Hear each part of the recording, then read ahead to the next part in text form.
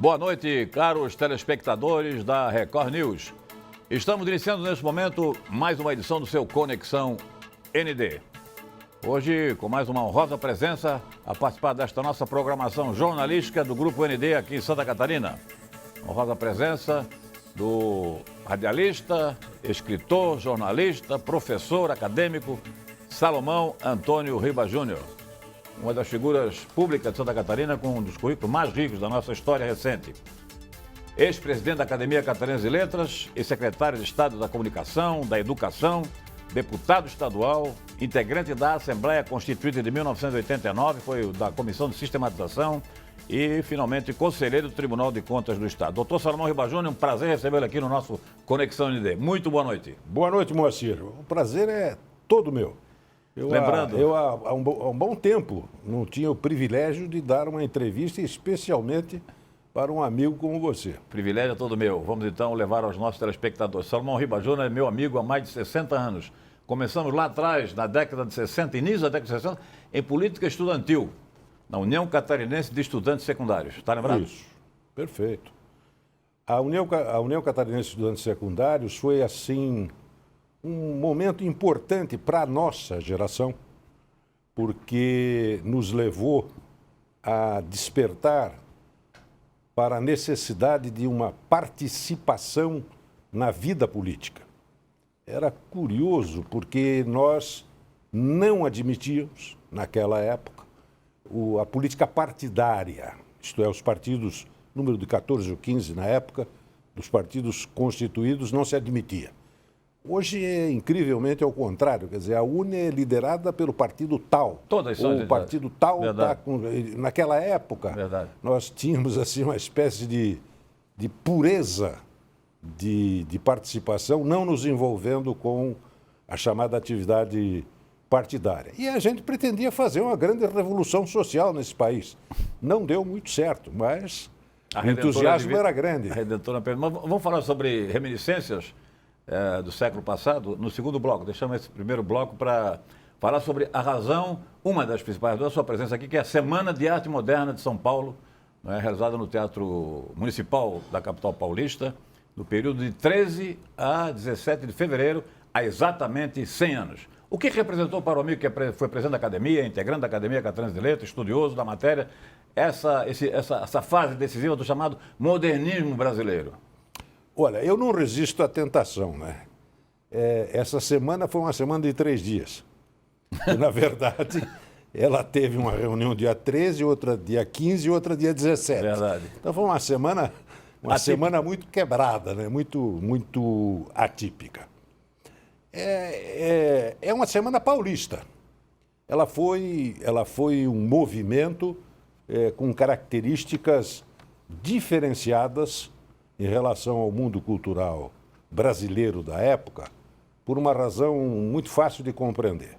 O centro cultural e nervoso do Brasil era a cidade do Rio de Janeiro. Sem dúvida. Capital da República, desde o tempo do Império, e era onde se concentravam as instituições mais importantes, a Academia Brasileira de Letras, o Instituto Histórico e Geográfico do Brasil, as faculdades, como a Faculdade de Direito, a Faculdade Nacional de Jornalismo, enfim, o Rio era, por excelência, um centro cultural irradiador.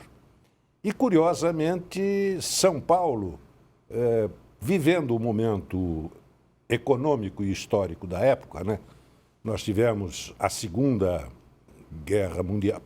Primeira Guerra Mundial, e em seguida a gripe espanhola, que foram momentos assim que mexeram com a humanidade.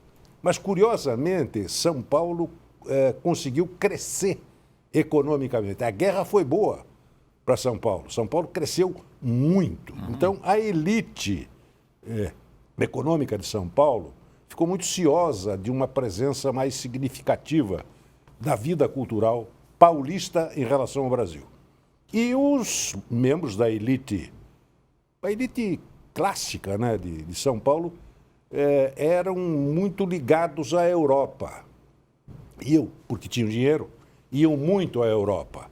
e começaram a acompanhar os movimentos europeus que também vieram no embalo do final da Primeira Guerra Mundial e começaram a surgir os movimentos de renovação cultural. Com base nisso é que se imaginou que São Paulo havia chegado a hora, ou o Brasil havia chegado a hora de também fazer uma ruptura. Porque a semana foi uma ruptura com o que existia, com o que era a prática habitual, para trazer alguma coisa nova, se possível mais democrática. Então, essa vamos dizer assim, é a imagem que eu tenho da Semana de Arte Moderna. Agora, não lhe parece estranho, né? E até surpreendente que isso tenha acontecido em São Paulo e nem no Rio de Janeiro, no ano das comemorações do centenário da independência brasileira? Mas é que a Semana de Arte Moderna, a rigor, era outra ruptura também com as comemorações oficiais.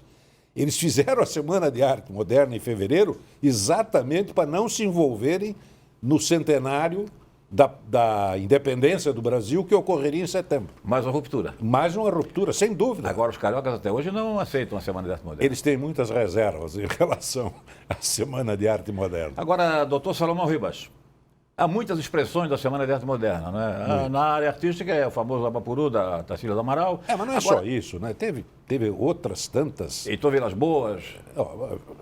Aí vamos falar de novo da Semana de Arte Moderna. Você vê que a semana foi montada pelos jovens.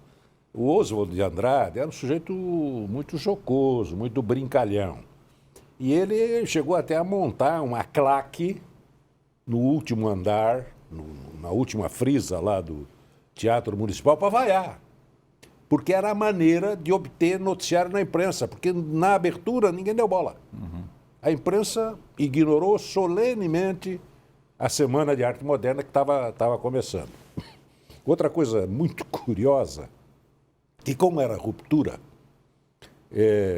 Villa-Lobos, no segundo dia, acho que dia 15, quando foi fazer a sua apresentação, ele entrou no palco com um pé, com um calçado, um sapato preto, como convinha, e com um chinelo no outro pé.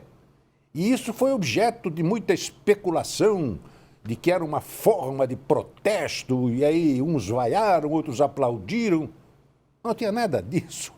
O pobre do Villa-Lobos estava com um calo incomodando, e ele foi obrigado a usar o chinelão apenas para...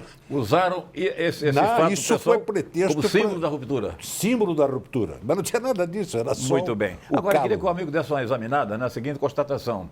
Para o público da nossa geração, uma das principais expressões da Semana de Arte Moderna foi no campo da literatura. Me parece que o cinema ajudou muito a dar essa projeção, mas realmente uma força, uma expressão foi o Macunaíma do Mário de Andrade. Qual é a explicação para esse fenômeno? Já que a literatura não tem tanta força no Brasil. O Macunaíma como expressão literária, mas especialmente como cinema. Eu tenho a impressão... Você acha que o cinema ajudou a consolidar a imagem? Muito, muito. O cinema, o filme Macunaíma... Grande Otelo. Grande Otelo. E outros excepcionais atores brasileiros que vinham da chanchada, todos eles. Sim. Mas, enfim, deram uma dimensão que o livro ou a história não tinha conseguido até então. Então, o cinema teve muita importância. Assim como aqui em Santa Catarina, no Grupo Sul, e foi uma chegada tardia da Semana de Arte Moderna ao nosso estado, também o que é muito falado até hoje eu até vou brincar com a memória do meu querido amigo Salim Miguel, porque o Salim me contava maravilhado como é que tinha sido a proeza, eles não entendiam nada de cinema e fizeram longa-metragem e as dificuldades, e eu só dizia a ele, Salim, eu só acredito nesse filme porque você é que está me contando, e você é um homem sério.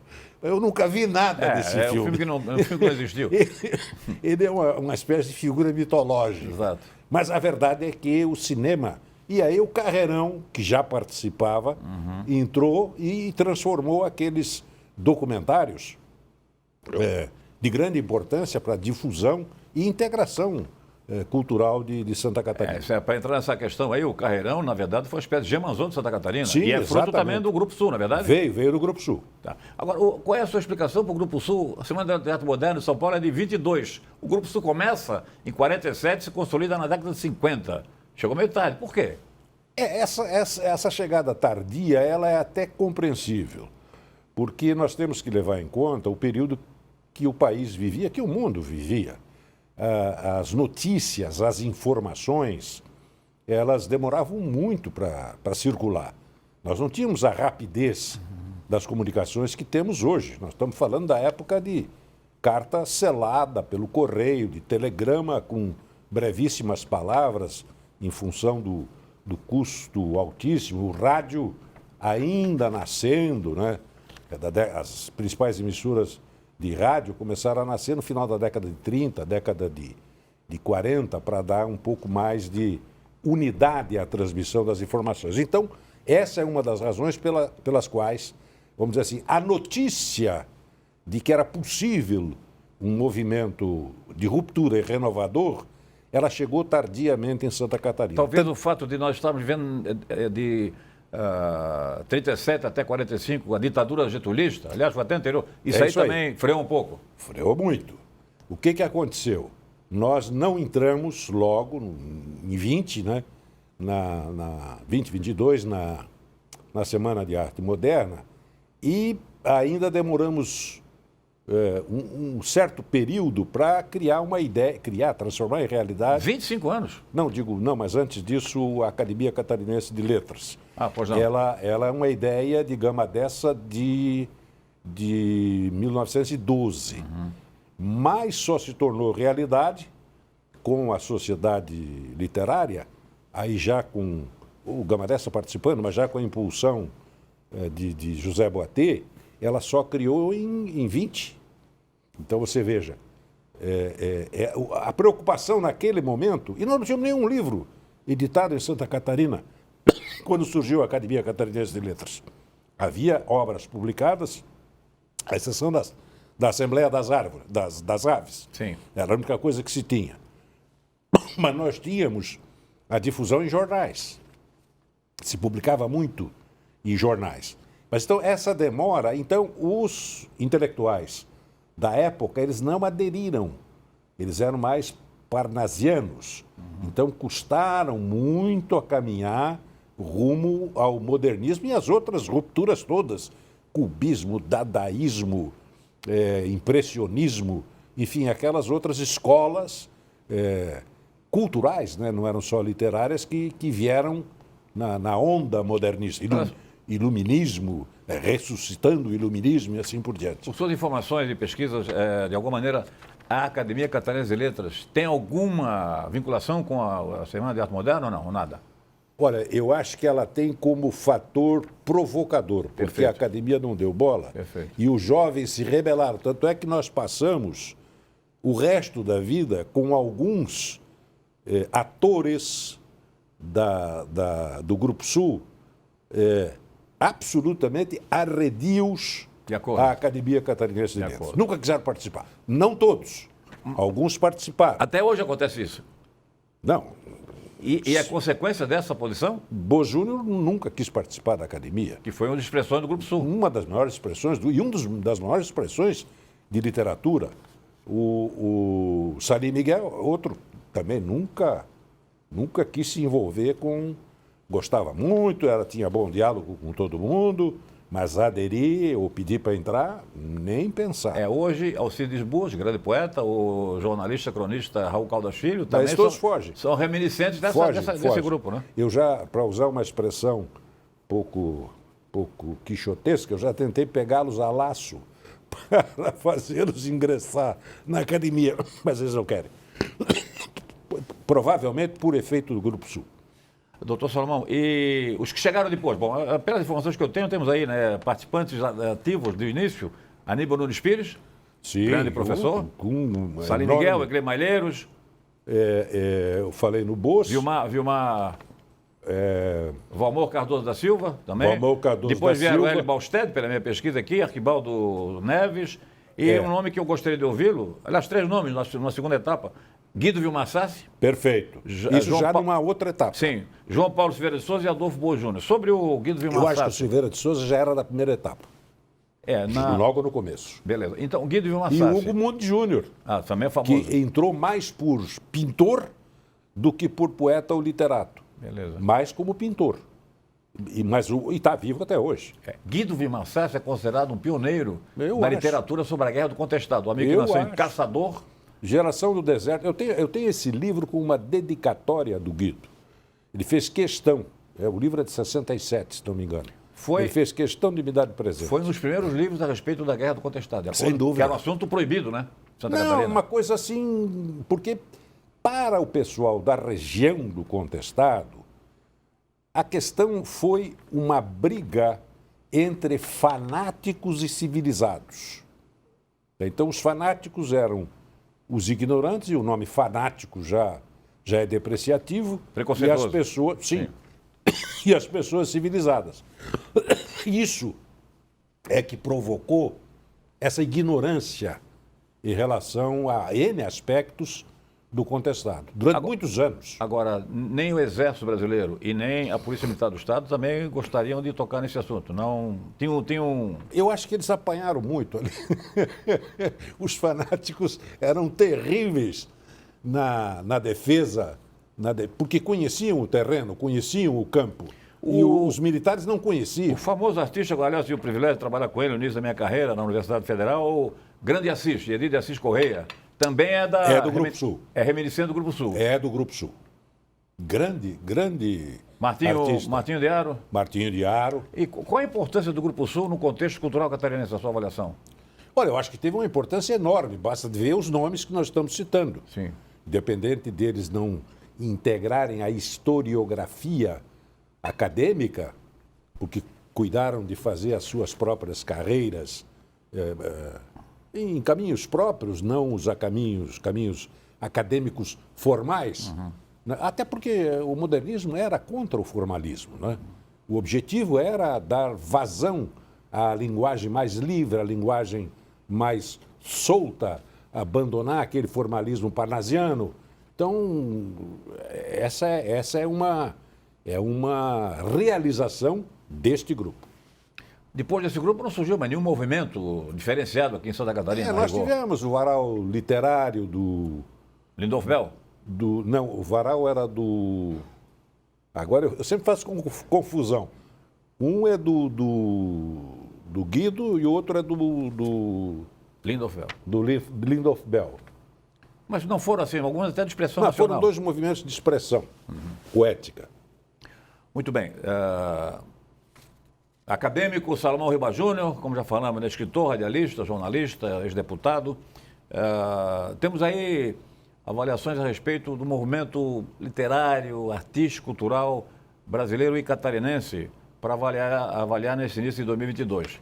Nós vamos para um rápido intervalo comercial e, na sequência, gostaríamos que o nosso convidado especial de hoje, Salomão Antônio Riba Júnior, fizesse uma abordagem a respeito tanto do passado, do século passado principalmente, segunda metade do século passado, quanto da situação vigente no século XXI aqui em Santa Catarina.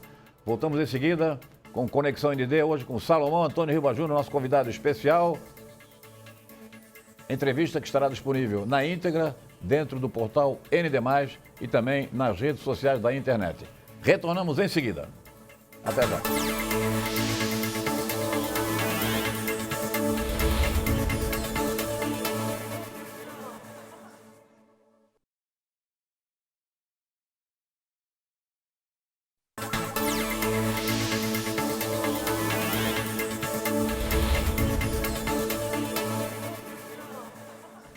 Estamos apresentando o seu Conexão ND pela Record News. Hoje, entrevistado personagem especial de Santa Catarina, Salomão Antônio Riba Júnior, radialista, escritor, jornalista, professor, ex-deputado estadual constituinte, ex-presidente da Academia Catarinense de Letras, falando um pouco sobre a Semana de Arte Moderna do Rio de Janeiro. A semana produziu... de São Paulo, desculpa. A semana produziu... Nós estamos aqui com a questão do Rio de Janeiro, por causa da briga Rio-São Paulo. A semana produziu algum resultado, algum efeito positivo até hoje, por exemplo, no século XXI ou não, né? Desapareceu no tempo. Não, eu acho que sim, porque houve mudanças, houve rupturas, né? Com o tradicionalismo especialmente o chamado tradicionalismo parnasiano. Então você veja que aquelas poesias ré com mé, pé com pé, essas coisas todas sumiram, né? Hoje você vê obras poéticas de nomeada e que não tem aquelas rimas clássicas fora das quais não se admitia alguma coisa como poética, né? Então, sob esse aspecto, foi efeito daquele movimento. Também a linguagem mais simples, né? Menos rebuscada, o uso do diálogo, eu diria quase do diálogo popular, para não dizer do diálogo vulgar, nas obras de ficção. Então, eu acho que teve efeito. A situação da literatura catarinense hoje, na sua avaliação? Olha, aqui nós vamos separar em duas partes. Primeiro, a produção. Tem muita gente escrevendo e publicando, o que é uma coisa importante. Isso do ponto de vista de produções individuais. Os que são da Academia Catarinense de Letras e de várias outras academias, como a de Letras Jurídicas, a de Letras Militares, Joinville. As municipais, Joinville, São José, Biuaçu. Certo. Enfim, são inúmeras as academias. Então, esse pessoal, vamos dizer, esse mundo acadêmico produz. E há aqueles que não são acadêmicos, ou pela juventude, ou por falta de interesse em ingressar nas academias. Isso do ponto de vista de produção individual. Agora, do ponto de vista institucional, nós continuamos vivendo um período muito negro na cultura brasileira e catarinense. Por que eu digo isso? Negro no sentido de escuridão, de não se visualizar as coisas, não haver clareza, não haver brilhantismo. As letras, né, elas sempre estiveram muito apoiadas no poder público. O poder público começava como apoiador, depois virava opressor, mas começava como apoiador.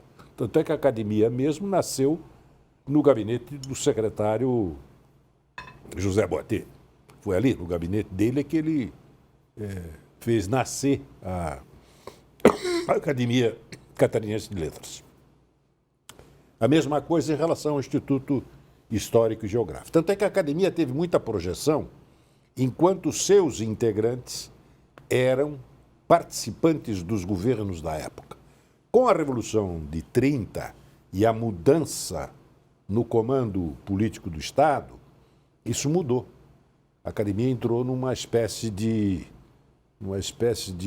como é que eu vou dizer? Hibernou. A academia hibernou e ficou paradona. Durante muitos anos veio a ressurgir na década de 50 com N vagas a preencher ou até a preencher pela primeira vez.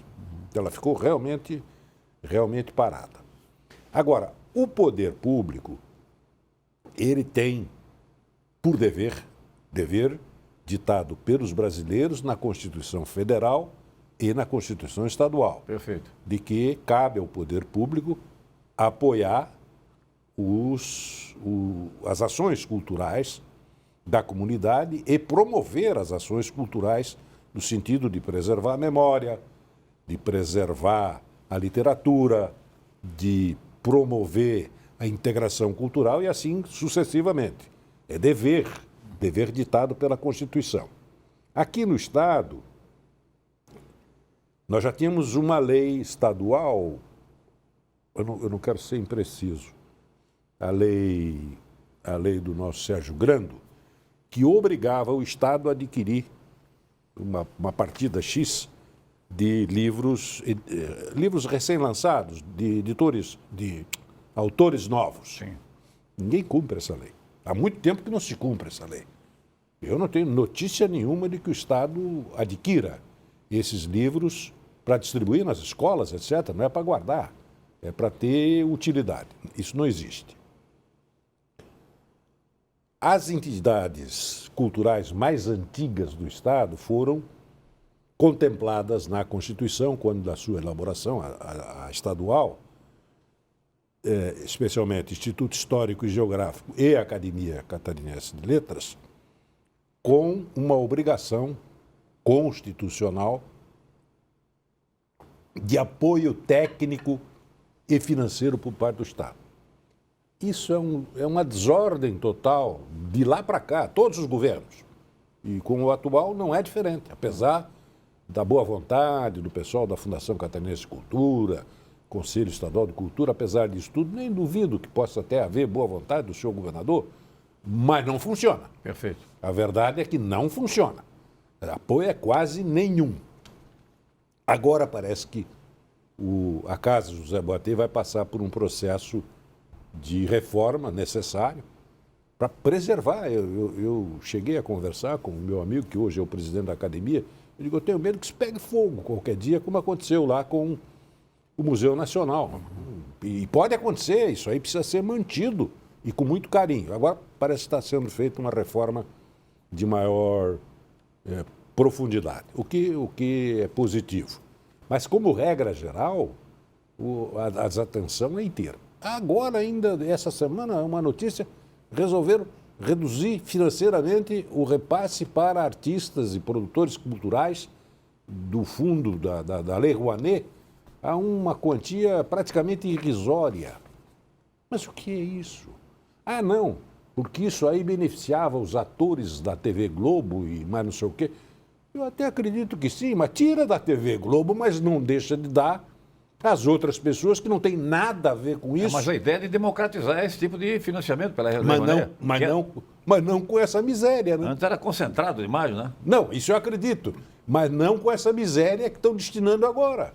Vai dar no mesmo. E para enfrentar ainda os rigores, as consequências da pandemia, a área cultural foi a mais afetada, concorda? Nossa, completamente afetada. E o que fizeram os governantes para tentar reverter? Eu não tenho. Não conseguiram nem aplicar os recursos que vieram destinados no orçamento da União para os estados e municípios. O senhor concorda? Por quê? Porque fazem da burocracia a razão de ser da administração pública.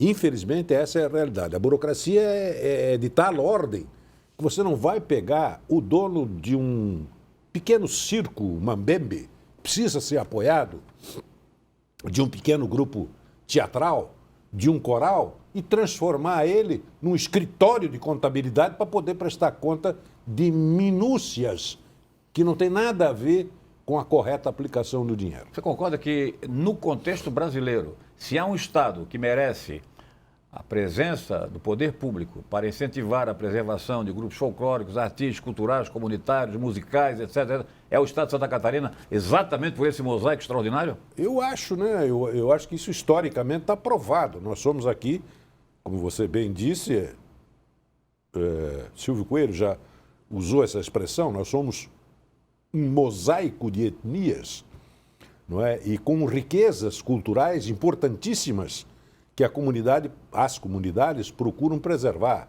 Você tem manifestações austríacas, você tem manifestações alemãs, italianas, polonesas, ucranianas, enfim, e vai por aí afora.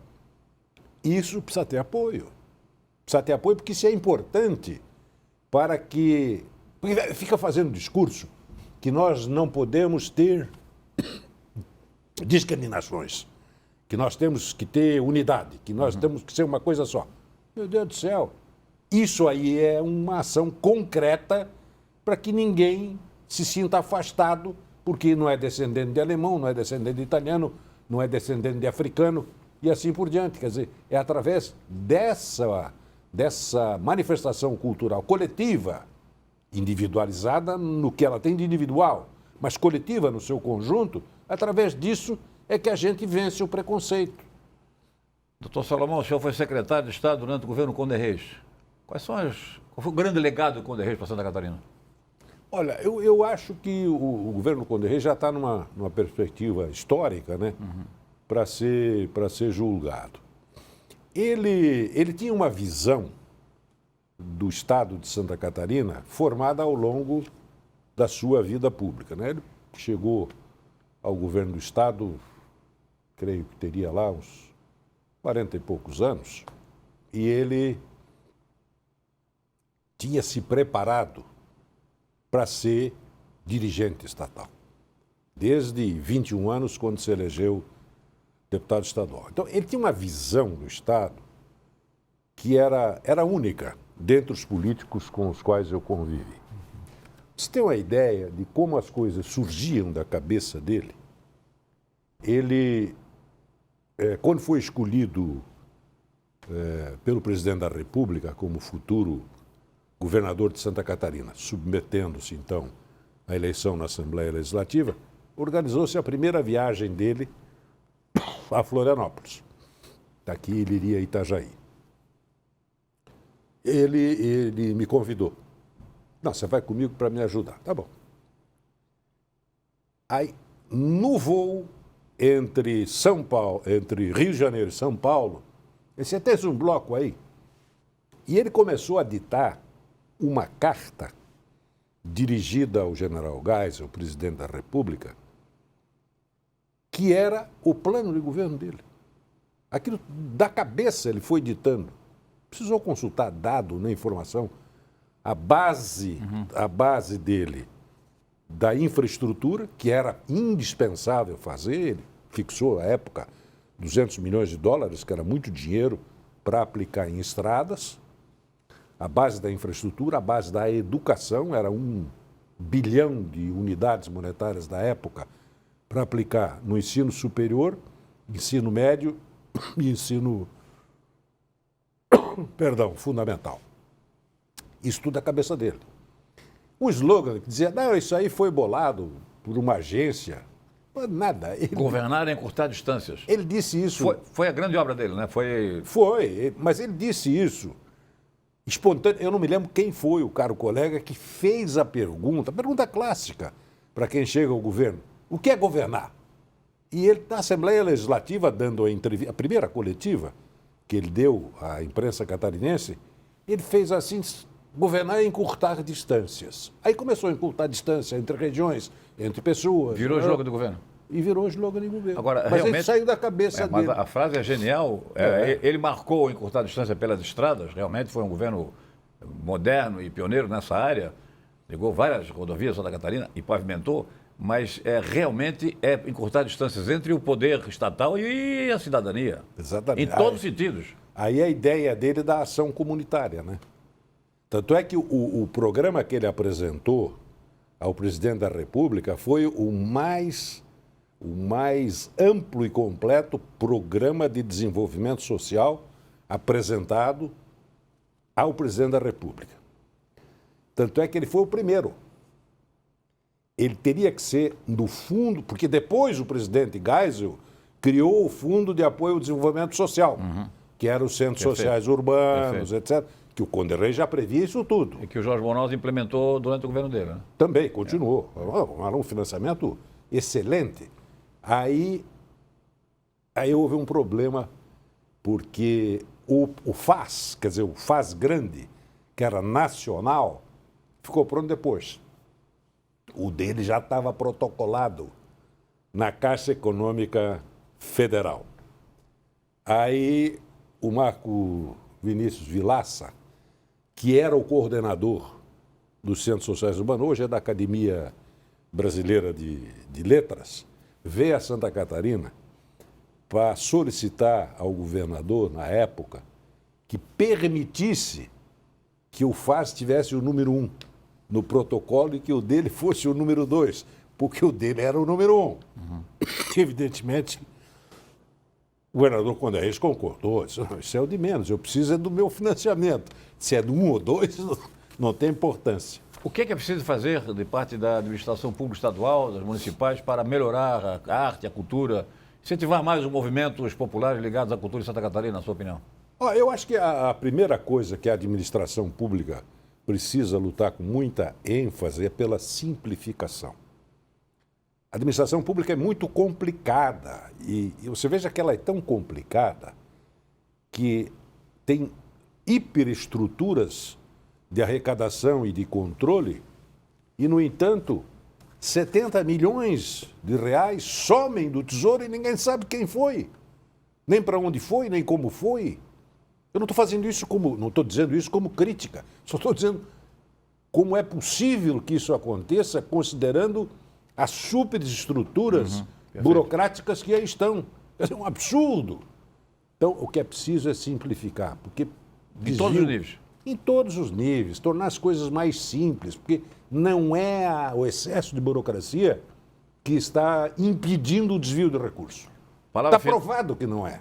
Palavra final, 30 segundos para a sua manifestação. 30 segundos. Marcio Pereira, olha, é uma alegria muito grande. Toda nossa. Ter estado aqui e poder conversar contigo sobre essas questões que envolvem a cultura, a literatura, um pouco de governo, porque não há quem resista à tentação de também analisar a nossa vida em comunidade, enfim, né, que é um momento muito sério que nós estamos vivendo. Não sei o que vai acontecer, né? Nós temos uma pandemia da qual não nos livramos ainda, não sei como isso poderá acontecer, não sei se a ideia de solidariedade vai prosperar, mas é o momento que nós temos aí. Dr. Salomão Antônio Riba Júnior, mais uma vez agradecemos a honrosa presença aqui no nosso Conexão ND. Lembrando mais uma vez, a entrevista está disponível na íntegra no portal ND+, e nas redes sociais da internet. Todos os dias na Record News a partir das 22h40, Conexão ND. Um abraço a todos, muito obrigado. Até a próxima. Muita saúde.